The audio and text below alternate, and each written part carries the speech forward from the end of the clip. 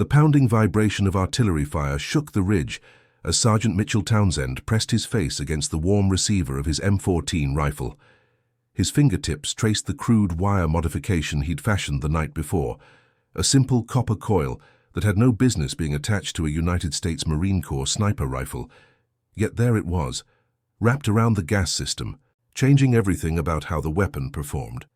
Through his Redfield scope, the North Vietnamese Army positions seemed impossibly distant, well beyond the effective range any M14 should be capable of hitting. But Sergeant Townsend knew something his commanders didn't. The Russian-made Dragunov SVD rifles in enemy hands had been picking off Marines for weeks across distances once thought untouchable, until now. It was August 7, 1967, in the rolling hills 10 miles south of the demilitarized zone in Quang Tri Province. Townsend's unit, the Scout Sniper Platoon attached to 3rd Battalion, 5th Marines, had been tasked with establishing observation posts along a critical ridge overlooking a valley, where intelligence suggested a major NVA force was massing for an assault. The date had been seared into his memory, not just for what was about to happen, but because it marked exactly 1 year since he'd arrived in country. 1 year of watching men die because their weapons couldn't reach far enough. His spotter, Lance Corporal Franklin Riley, shifted nervously beside him. "Staff Sergeant's gonna have your ass when he sees what you did to that rifle," Riley whispered. "They'll court-martial you for damaging government property." Townsend didn't respond. His focus remained locked on the enemy sniper position 800 meters away, nearly 300 meters beyond the M14's documented effective range. He controlled his breathing, feeling the rough copper wire pressing against his cheek. The crude modification had taken him less than an hour and cost him 75 cents in materials from the base hardware store, but it violated every weapon maintenance protocol in the Corps. "I count 4 of them moving into position," Riley muttered. "Too far for us. We should radio it in, let artillery handle it." But Townsend knew artillery would be too late. The lead NVA sniper was already setting up, and in minutes dozens of Marines moving through the valley below would be exposed. His finger settled on the trigger as he made final adjustments for windage. "What are you doing?" Riley hissed. "You can't hit that." "Watch me," Townsend replied, and squeezed the trigger. The crack of the rifle echoed through the hills as the modified M14 bucked against his shoulder with unfamiliar force. The first sign that his desperate modification was working exactly as he'd theorized. Through the scope, he watched as the NVA sniper crumpled. Before Riley could even process what had happened, Townsend had cycled the bolt and was acquiring his second target. No one in the Scout Sniper Platoon knew that one man's unauthorized weapon modification that morning would rewrite the rules of engagement across the entire theater of operations, eventually saving the lives of more than 2,000 Marines who would have walked into a killing field. And no one could have predicted that a black Marine from rural Mississippi, who had once been discouraged from even handling precision weapons, would be the one to do it. Mitchell Townsend was born on April 18, 1944 in Greenwood, Mississippi, the third of 5 children in a sharecropping family. His father, Elijah Townsend, had served with distinction in a segregated unit during World War II, but returned home to find the same America he had left, one where a black man's service was quickly forgotten. Despite this, Elijah instilled in his children a fierce love of country and a belief that excellence could not be denied forever. "My daddy used to say, 'This country ain't perfect, but it's worth fighting for,'" Townsend would later recall in a rare 1975 interview. "He taught me that sometimes you gotta earn respect before they're ready to give it." The Townsend family owned exactly one firearm, an old Remington bolt-action rifle that Elijah used for hunting deer and squirrel to supplement the family's meager income. By the age of 8, young Mitchell had developed an uncanny talent with the weapon. He could consistently hit targets that grown men struggled to see, a skill his father nurtured despite knowing the complications it might bring. In Mississippi back then, being known as the black boy who could shoot wasn't necessarily something folks celebrated, Townsend explained. But my daddy said, "Son, God gives gifts for a reason.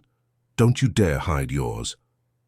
Education opportunities were limited in segregated Greenwood, but Mitchell excelled in mathematics and physics, subjects that would later prove critical to his understanding of ballistics. His high school science teacher, Mrs. Eleanor Jackson, recognized his potential and provided him with advanced textbooks that the colored schools weren't supposed to have. "That woman changed my life," Townsend would later say. "She showed me that understanding the science of something, really knowing why things work the way they do, that's power no one can take from you." After graduating high school in 1962, Townsend faced limited options. Factory jobs in the North or following his father into the fields seemed the likely paths. But when President Kennedy pushed for integration of the armed forces, Townsend saw an opportunity. Against his mother's wishes, but with his father's quiet blessing, he enlisted in the United States Marine Corps in January 1963. Basic training at Parris Island was a crucible for any recruit, but for the few black Marines in Townsend's platoon, it carried additional burdens. Drill instructors were merciless, fellow recruits often hostile. But it was during weapons qualification that Townsend found his voice in the Corps. "First time they put a rifle in my hands at the range, the instructor tried to take it back," Townsend recalled. "Said, 'You sure you know which end the bullet comes out?' I just asked for my ammo and a chance to shoot." When Townsend qualified expert, hitting 48 out of 50 targets at ranges many recruits struggled with, the snickering stopped. His drill instructor, Staff Sergeant Raymond Wilkins, pulled him aside afterward. Wilkins told me, "Private, I don't care if you're purple with yellow polka dots. You shoot like that, you got a future in my Corps." After basic training, Townsend's exceptional marksmanship scores earned him additional weapons training, though the path to becoming a scout sniper remained largely closed to black Marines. Instead, he was assigned to an infantry unit where he served with distinction. When his first enlistment ended in 1966, he re-enlisted specifically because of the escalating conflict in Vietnam. He had no idea that soon, those shooting skills would be all that stood between his fellow Marines and annihilation. During his second enlistment, Townsend was assigned to 3rd Battalion, 5th Marines, the famous Dark Horse Battalion, with a storied history stretching back to World War I. By the time the unit deployed to Vietnam in 1966, Townsend had risen to the rank of sergeant. Based on his leadership abilities and technical proficiency, Vietnam in 1966 was a different war than what it would become. American forces were still in their build-up phase, with commanding officers operating under strategies developed for conventional European warfare, rather than the jungle fighting they encountered. The demilitarized zone separating North and South Vietnam had become anything but demilitarized, with North Vietnamese Army regulars crossing regularly to stage attacks. The 3rd Battalion, 5th Marines, was assigned to Quang Tri Province, the northernmost province of South Vietnam. Their area of operations included some of the most hotly contested territory in the country. With strategic hills and ridgelines overlooking key transportation routes, the NVA needed to move men and supplies southward. By early 1967, American intelligence had identified a troubling development. North Vietnamese Army units were receiving increasing numbers of Soviet-designed Dragunov SVD sniper rifles. These semi-automatic, purpose-built sniper weapons outranged the standard American M14 rifles by hundreds of meters, creating a deadly disadvantage for U.S. forces. Colonel Thomas Richards, commanding officer of the 5th Marines, summarized the situation in a field report dated March 12, 1967. "Enemy snipers are engaging our forces from distances our weapons cannot effectively counter. We are suffering casualties before our men can even identify where the fire is coming from."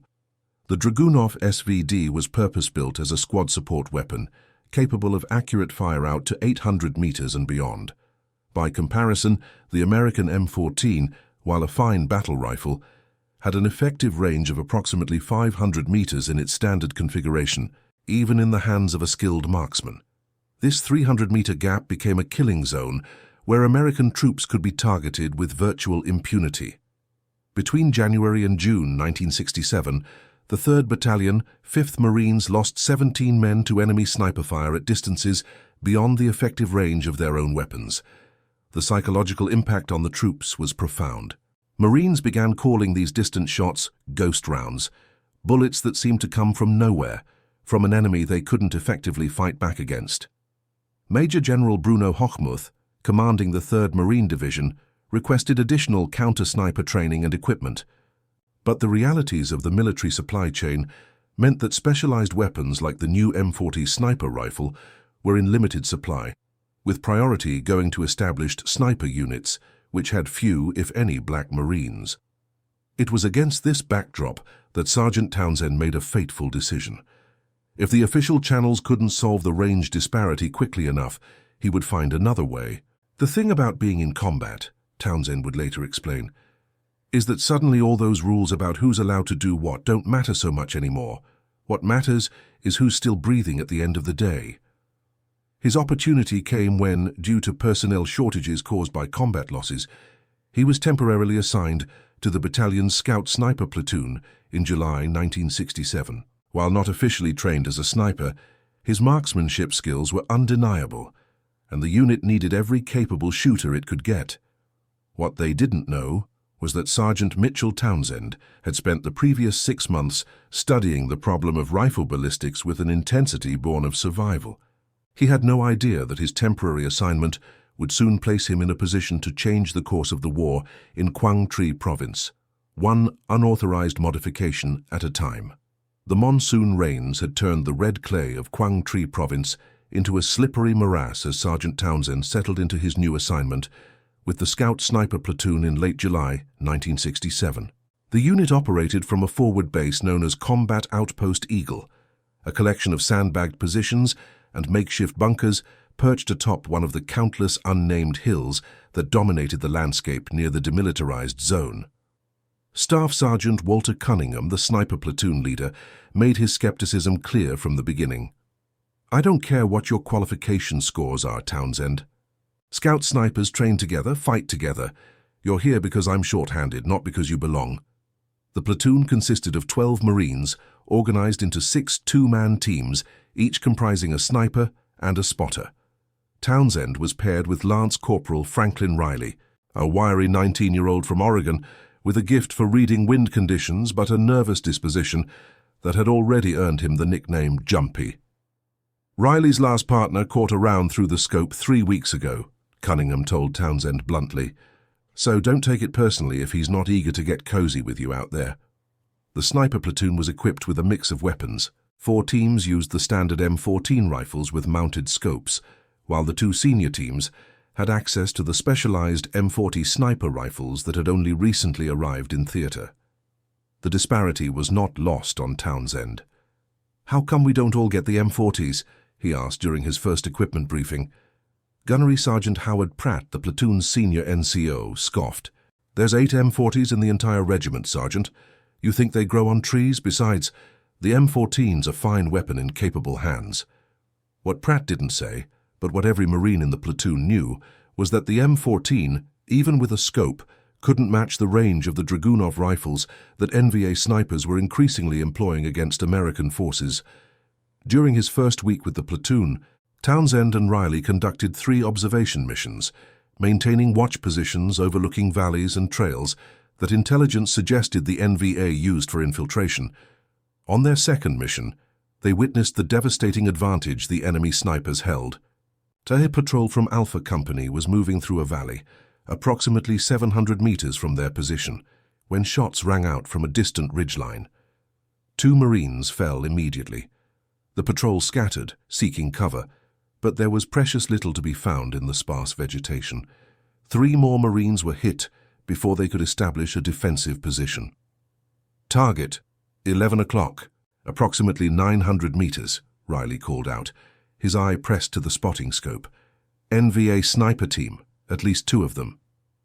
Townsend brought his rifle to bear, but both men knew the truth. The enemy was well beyond the effective range of his M14. They could observe, they could report, but they could not engage. All they could do was radio the coordinates to the command post and request artillery support, which took 17 minutes to arrive, long after the NVA snipers had relocated. 5 Marines died that day. 5 men, Townsend and Riley, had watched through their scopes but couldn't help. That night, back at the outpost, Townsend sat cleaning his rifle with methodical precision, his mind racing. The other members of the platoon gave him a wide berth assuming his intense concentration was a response to the day's failures. They didn't realize he was formulating a theory. During his 2 years in the Corps, Townsend had developed a reputation as something of a weapons savant.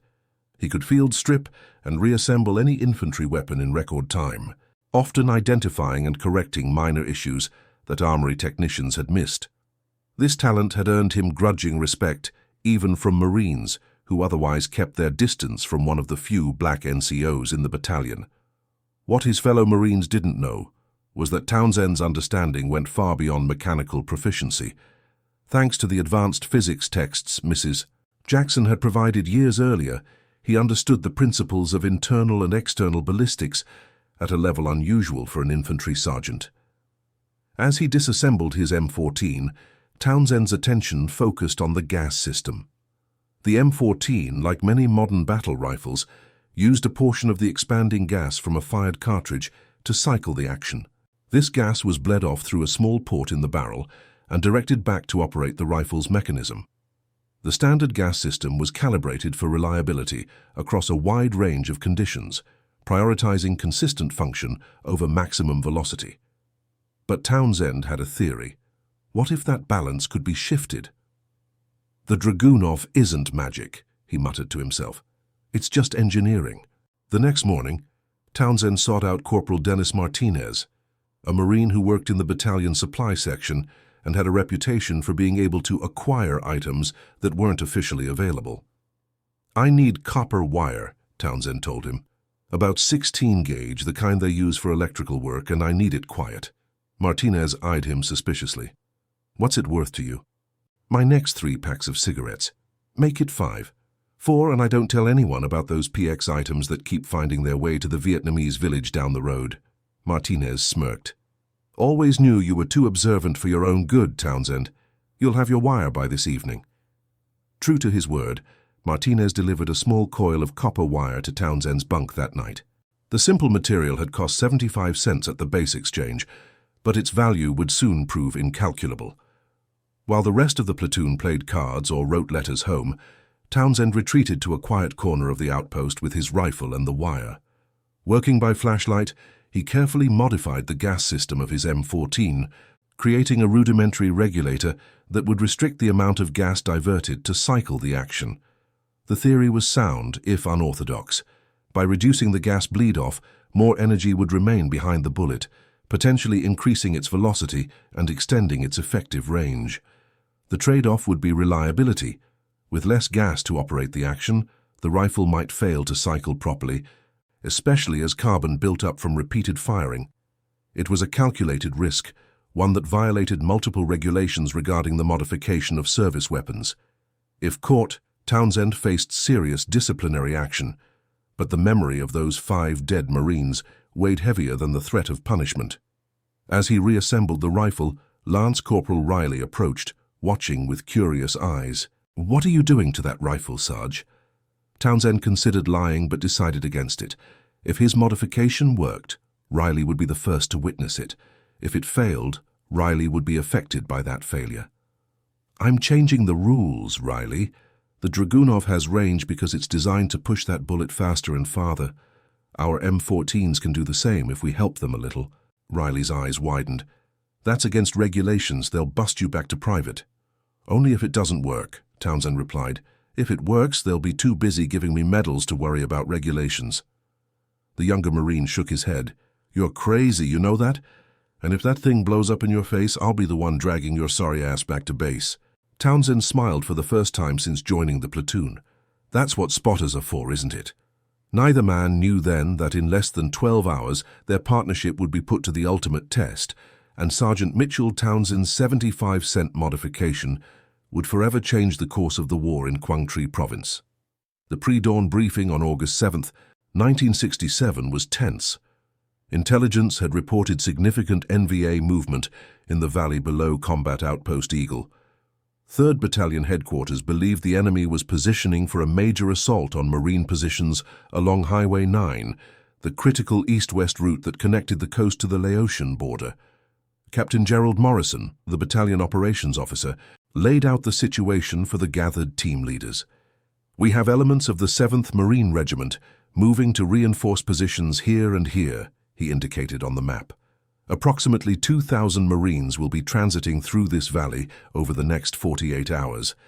Your job is to provide overwatch and early warning of any enemy movement. Staff Sergeant Cunningham assigned positions to his sniper teams. Townsend, Riley, you'll take Observation Post 3 on the eastern ridge.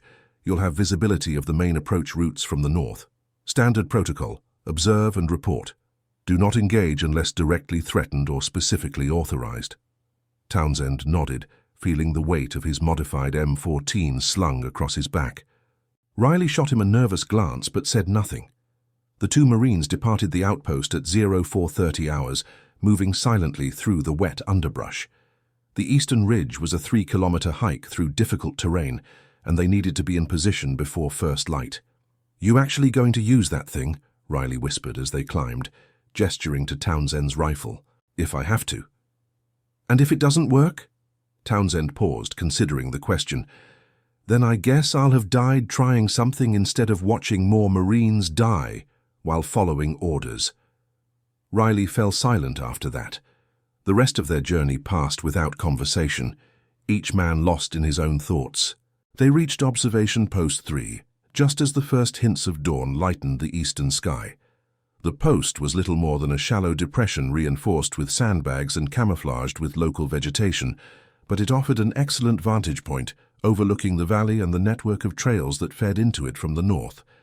As the sun rose, the valley came alive. Birds called from the scattered trees, and a light mist hugged the ground, giving the landscape an almost peaceful appearance. Both Marines knew the deception in that peace. They settled into their observation routine, taking turns on the spotting scope while maintaining a log of everything they saw. The morning passed uneventfully. They observed local farmers moving between small villages, but no signs of enemy activity.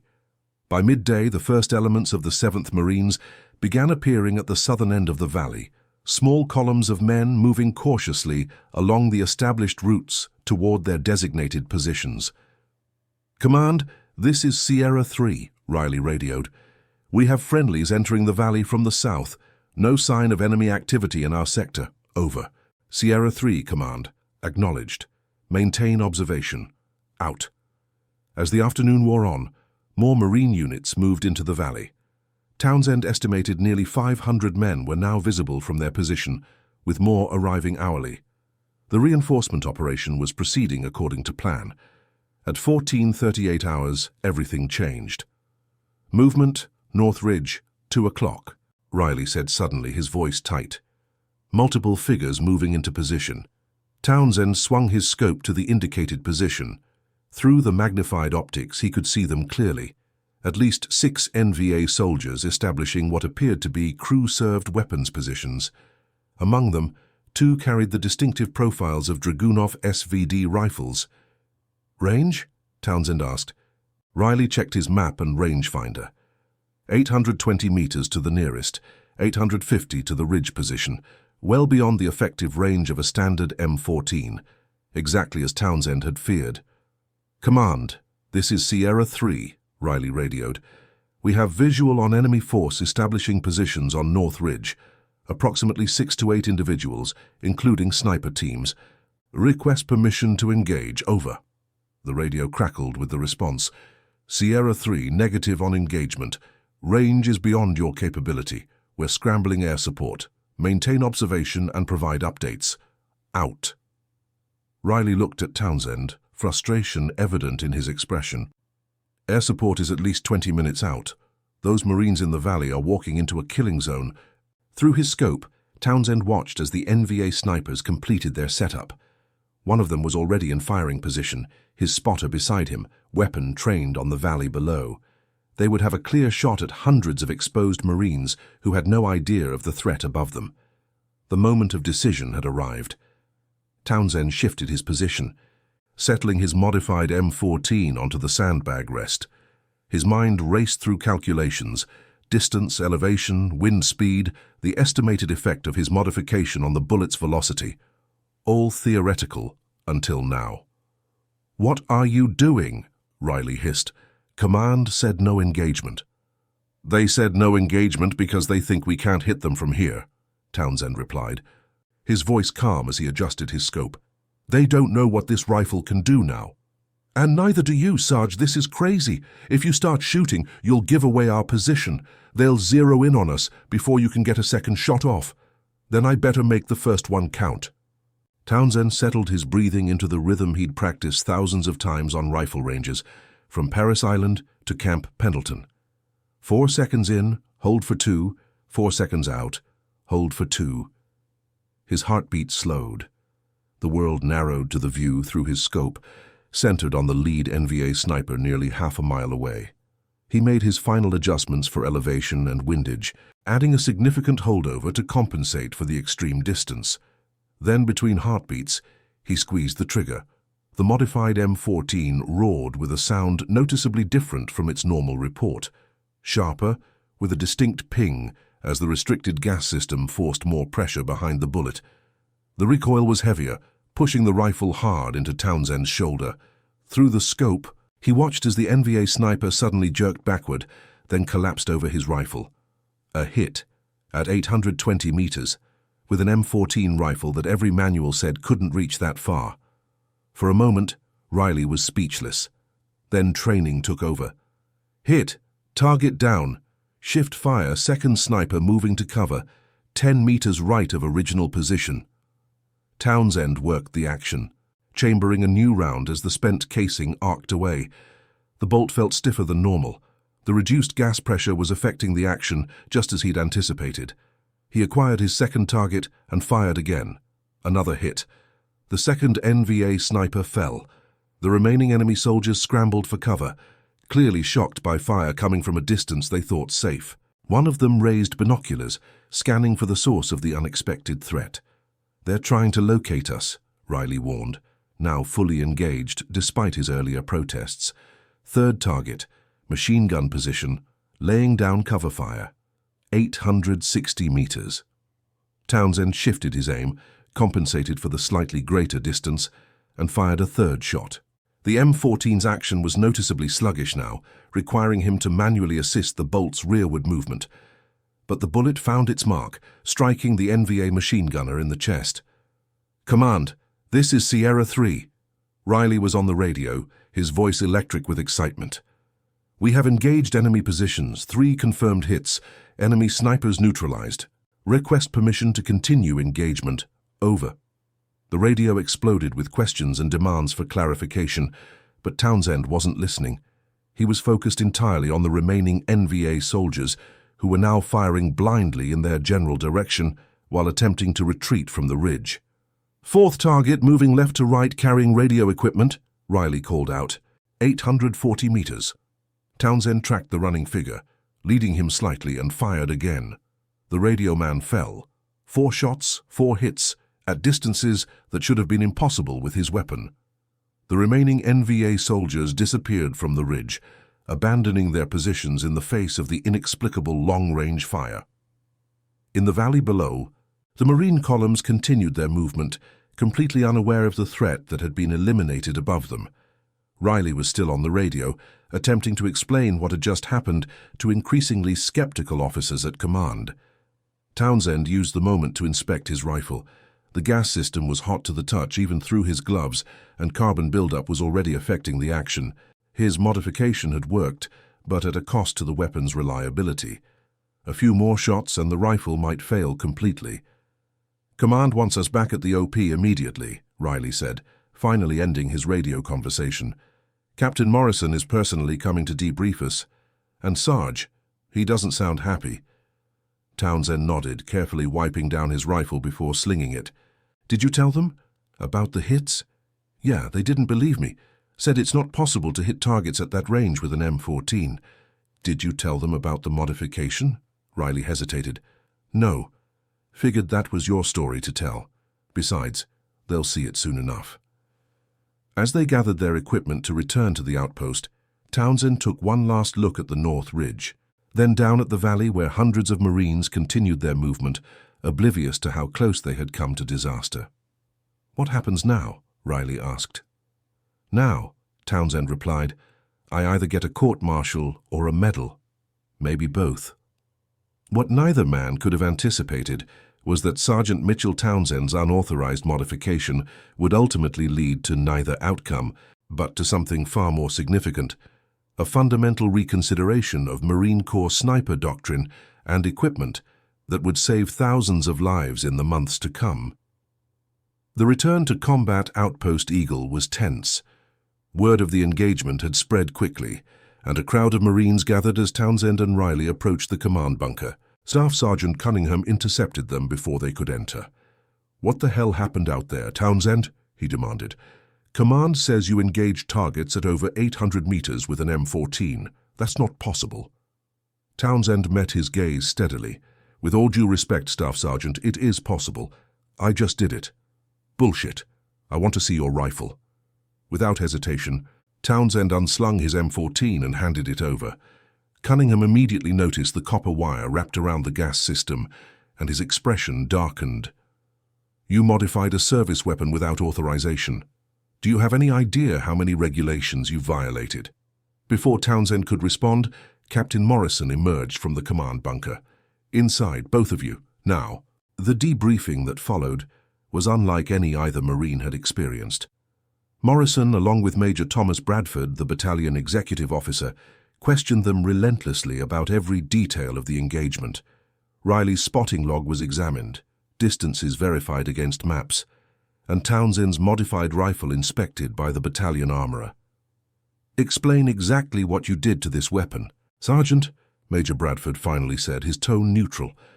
Townsend laid out his theory in precise technical language, describing how restricting the gas system increased the pressure behind the bullet, thereby extending its range and velocity. He explained the trade-offs in reliability and the need for more frequent cleaning. "And you developed this modification on your own?"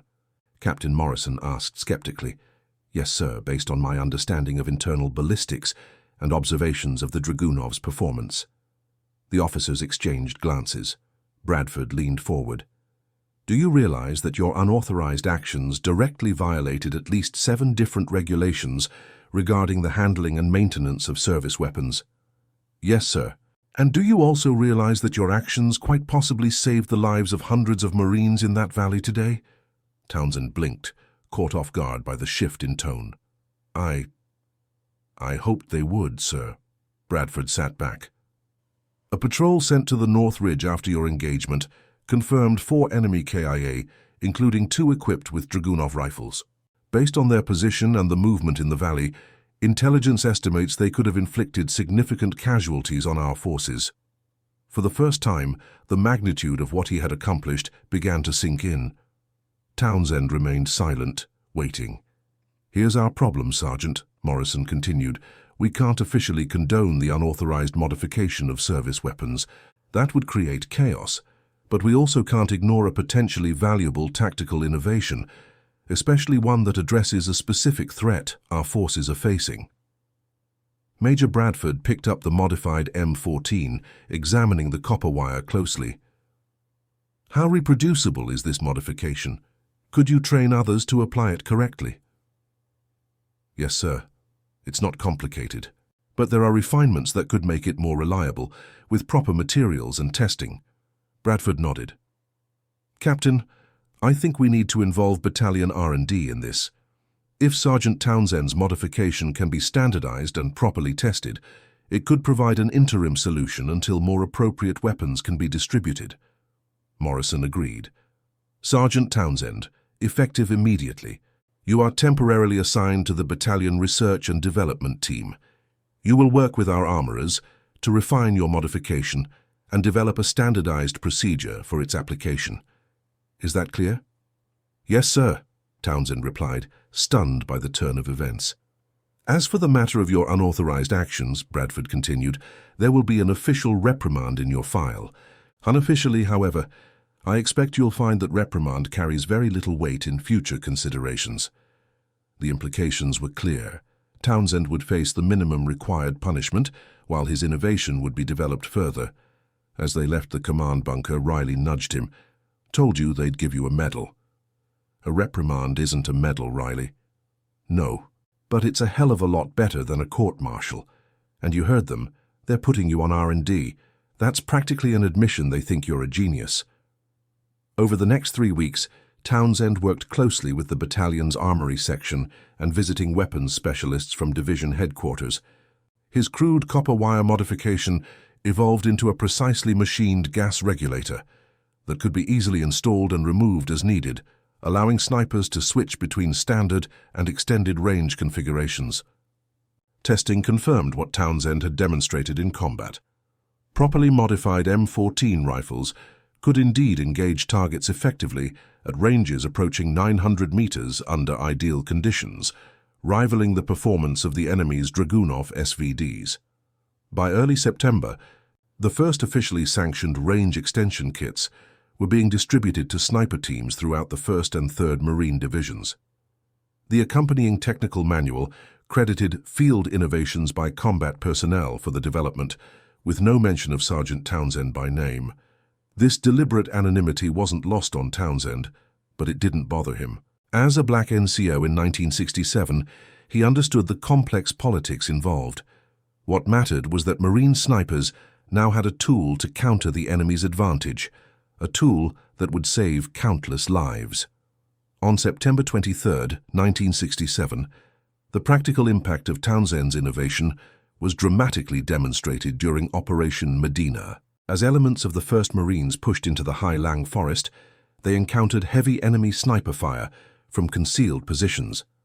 Marine sniper teams equipped with the modified M14 rifles were able to engage and neutralize these threats at ranges previously considered beyond their capability. Colonel Marcus Williams, commanding officer of the 1st Marines, noted in his after-action report, "Our ability to counter enemy sniper fire at extended ranges directly contributed to the operation's success and significantly reduced our casualties. The recently introduced modification to our standard sniper platforms has effectively negated what was previously a critical advantage for NVA forces." By the end of 1967, intelligence reports indicated that NVA units in the Quang Tri province had altered their tactics, no longer relying on the superior range of their Dragunov rifles to engage American forces with impunity. The psychological advantage they had exploited for months had evaporated, all because of a 75-cent modification conceived by a sergeant who refused to accept that the problem couldn't be solved. An analysis conducted by 3rd Marine Division headquarters in November 1967 estimated that the range extension modification had directly contributed to preventing approximately 2,000 casualties among Marine units operating in Quang Tri province. The same report noted, "The ability to counter enemy long-range fire has significantly improved morale among infantry units previously vulnerable to such attacks, resulting in more effective operations and reduced combat stress casualties." For Sergeant Mitchell Townsend, the aftermath of his innovation brought mixed consequences. The official reprimand remained in his service record, but alongside it appeared a Navy Achievement Medal with Combat V for technical innovation under combat conditions, carefully worded to avoid explicitly mentioning the unauthorized modification that had precipitated the award. In October 1967, Townsend was offered the opportunity to attend Scout Sniper School at Camp Pendleton upon completion of his Vietnam tour, an acknowledgement of his contributions and marksmanship skills that would have been unthinkable months earlier. He accepted, becoming one of the first black Marines to receive formal sniper training. "I never set out to change policy or make history," Townsend would later reflect.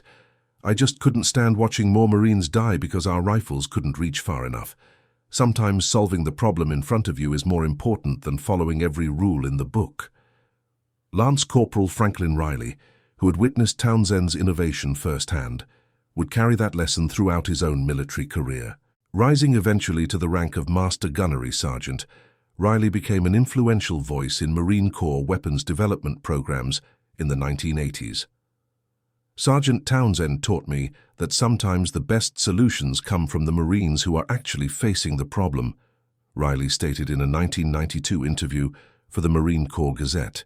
"That lesson shaped how I approached every challenge for the next 25 years. The Townsend modification, as it became unofficially known among snipers despite never bearing his name in any official documentation, remained in use through the remainder of American involvement in Vietnam. Its principles would later influence the development of more sophisticated sniper systems, including adjustable gas regulators that became standard features on many precision rifles. Mitchell Townsend completed his second tour in Vietnam in February 1968, just as the Tet Offensive was underway. Upon returning to the United States, he attended Scout Sniper School as promised, graduating second in his class despite the lingering prejudices of the era. He served as a sniper instructor at Quantico for 2 years before leaving the Marine Corps in 1971. Like many Vietnam veterans, especially those of color, Townsend returned to a nation still struggling with its identity and its feelings about the war. The recognition he had earned among fellow Marines meant little in civilian life, and the technical innovation that had saved thousands of lives remained largely unknown outside military circles. Townsend returned to Mississippi briefly before settling in Atlanta, Georgia, where he used the mechanical aptitude that had served him so well in combat to build a successful career as an automotive engineer with General Motors. He married Eleanor Jenkins, a schoolteacher, in 1973, and they raised 3 children together. For decades, Townsend rarely spoke about his military service, let alone his specific contribution to Marine Corps combat effectiveness. The story might have remained buried in classified after-action reports and the memories of those who served alongside him, if not for a chance encounter at a Vietnam veterans gathering in Atlanta in 1989. Colonel Walter Cunningham, long since retired from the Marine Corps, recognized Townsend immediately, despite the 22 years that had passed since they had served together in the Scout Sniper Platoon of 3rd Battalion, 5th Marines. "You're the wire man," Cunningham said, extending his hand. "The sergeant who figured out how to make our rifles outshoot the Dragunovs." Townsend was stunned that Cunningham remembered him, let alone his modification. "That was a long time ago, Colonel." "Not so long that I've forgotten. Do you have any idea how many Marines are alive today because of what you did?" That conversation led to Townsend's story finally emerging into public view. Cunningham, now a military historian, documented the development of the range extension modification and its impact on operations in Quang Tri Province. His paper, published in the United States Naval Institute Proceedings in 1991, finally gave Townsend the recognition that official channels had been reluctant to provide during the war. The paper caught the attention of the Marine Corps History Division, which conducted extensive interviews with Townsend and others involved in the development and implementation of the modification. These interviews formed the basis for a case study on field innovation that became required reading for officers attending the Marine Corps Command and Staff College. Major General Franklin Riley, REIT, once the nervous young lance corporal who had spotted for Townsend on that fateful day in August 1967, summarized the legacy of the modification in the foreword to Cunningham's later book on Marine Corps snipers in Vietnam. Sergeant Townsend's 75-cent solution to $1 million problem exemplifies the best traditions of Marine Corps innovation. Faced with a tactical challenge that was costing lives, he applied his knowledge, skill, and initiative to develop a solution when none was forthcoming through official channels. His willingness to risk his career to save his fellow Marines represents the highest ideals of the Corps. In 1997, 30 years after his unauthorized modification changed the course of combat in Quang Tri Province, Mitchell Townsend was invited to the Marine Corps Scout Sniper School at Quantico as a guest of honor. There, before an assembly of sniper instructors and students, he was presented with a plaque commemorating his contribution to Marine Corps sniper doctrine. The plaque, which now hangs in the school's Hall of Innovations, bears a simple inscription beneath a mounted copper wire similar to the one Townsend had used. Sometimes courage means knowing when not to follow orders. Sergeant Mitchell Townsend, USMC, August 7, 1967. During the ceremony, Brigadier General Howard Matthews remarked, "The Marine Corps has always prided itself on developing warriors who can think independently and act decisively when circumstances demand it." Sergeant Townsend exemplified these qualities when he recognized a problem that was costing Marines their lives and found a solution that official channels had not. His story reminds us that innovation often comes from unexpected sources and that we must remain open to good ideas regardless of where or whom they come from. For Townsend, then in his 50s and a successful engineering manager at General Motors, the recognition came with mixed emotions. "I appreciate the honor," he told the assembled Marines, "but I've always felt that I was just doing what needed to be done. Any Marine worth his salt would have done the same if they'd seen the solution I saw." The true impact of Townsend's innovation extended far beyond the immediate tactical advantage it provided in Vietnam. It helped drive a fundamental reassessment of sniper doctrine within the Marine Corps, emphasizing the critical importance of range parity or superiority in counter-sniper operations. This reassessment would influence the development of the M40A1 sniper rifle adopted in the 1970s, which incorporated many of the ballistic principles that Townsend had intuitively understood and applied with his crude copper wire. The M40A1 and its subsequent variants would serve as the primary sniper platform for Marine Corps marksmen for decades to come. Perhaps more importantly, Townsend's story became a case study in the value of empowering frontline troops to develop and implement solutions to the challenges they face directly. His initiative demonstrated that sometimes the most effective innovations come not from research laboratories or defense contractors, but from the ingenuity and determination of individual service members with intimate knowledge of the problems at hand. Lieutenant Colonel James Harrison, who served as the commanding officer of the Scout Sniper Instructor School from 1995 to 1998, made this point explicitly in a 2002 interview. "We teach Townsend's story not just for its historical significance, but because it embodies a principle we want every Marine to internalize, that they are empowered to solve problems, even when doing so requires questioning established doctrine or procedures." This legacy of empowered innovation would prove particularly valuable during the counterinsurgency operations in Iraq and Afghanistan in the early 21st century, where conventional military doctrine often proved inadequate to the complex challenges faced by American forces. The spirit of Townsend's 75-cent solution would live on in countless field modifications, tactical adaptations and procedural innovations developed by a new generation of Marines. The specific modification that Townsend pioneered, restricting the gas system to increase muzzle velocity and effective range, would reappear in various forms throughout subsequent decades. Modern precision rifles often incorporate adjustable gas blocks that allow shooters to fine-tune the system for optimal performance with specific ammunition or operating conditions.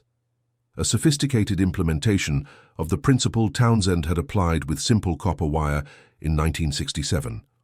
Mitchell Townsend passed away on June 12, 2011, at the age of 67, after a brief battle with pancreatic cancer.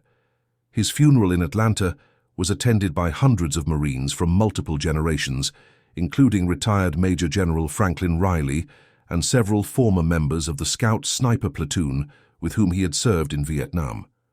In his eulogy, General Riley spoke of the man who had changed his life and the lives of countless others. Mitch Townsend never sought recognition or acclaim. He saw a problem that was costing Marine lives and he fixed it. When I asked him once why he risked his career on an unauthorized modification that might not have worked, he told me something I've never forgotten. He said, "In combat, being right is more important than being authorized." That wisdom saved thousands of lives, and it's a lesson every leader should take to heart. Following Townsend's death, his family donated his Navy Achievement Medal and the original prototype of his gas system modification to the National Museum of the Marine Corps in Quantico, Virginia.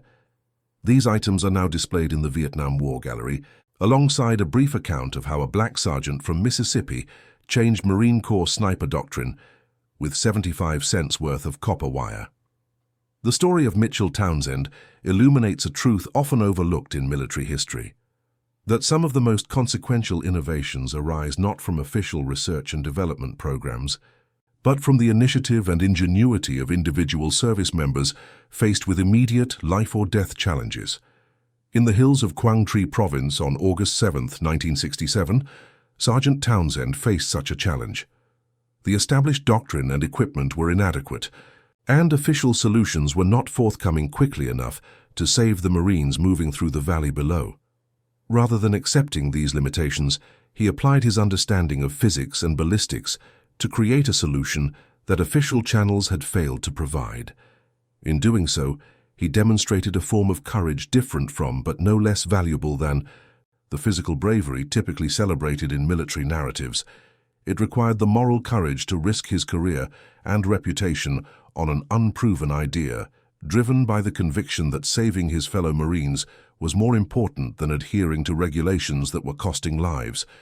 This tension, between following established procedures and adapting to overcome immediate challenges, is one that military organizations have grappled with throughout history. Rigid adherence to doctrine provides consistency and predictability, but can lead to catastrophic failure when circumstances outpace institutional adaptation. Conversely, unbounded innovation risks chaos and the breakdown of necessary standardization. Townsend's story offers a middle path, innovation driven by necessity, guided by expertise, and ultimately validated and institutionalized through proper channels.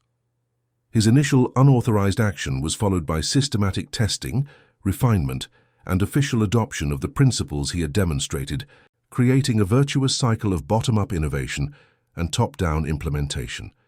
This pattern, field innovation followed by institutional adaptation, has characterized many of the most successful military organizations throughout history. The Marine Corps' embrace of Townsend's innovation, despite its unauthorized origins, reflects an institutional culture that values effectiveness over rigid adherence to procedure when lives are at stake. For today's military leaders and organizations, Townsend's 75-cent solution offers several enduring lessons. First, frontline personnel often possess unique insights into tactical problems that may not be visible to higher echelons. Second, creating pathways for these insights to inform institutional practice is essential for adaptation in rapidly changing operational environments. And third, the courage to innovate in the face of bureaucratic resistance is as vital on the modern battlefield as physical bravery.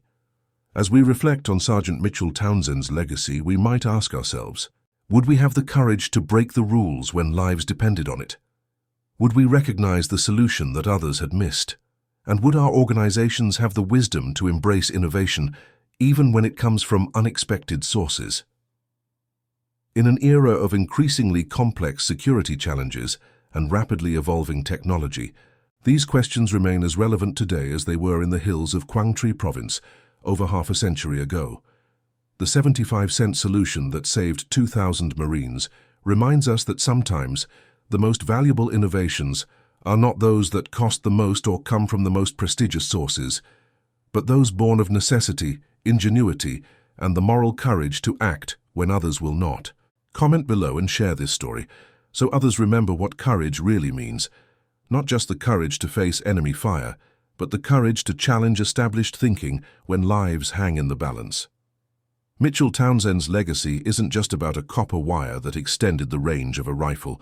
It's about the enduring value of empowered innovation in the face of seemingly insurmountable challenges.